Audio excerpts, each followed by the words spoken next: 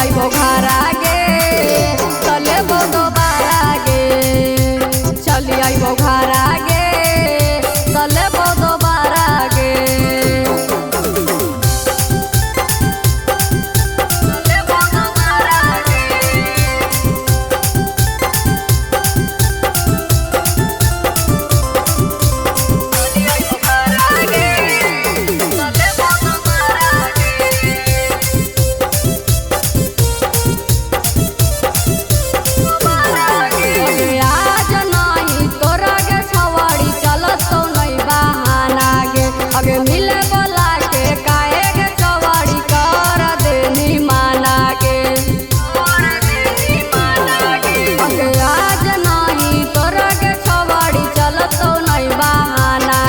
अगे मिले बोला के काहे गे छवड़ी कर देनी माना गे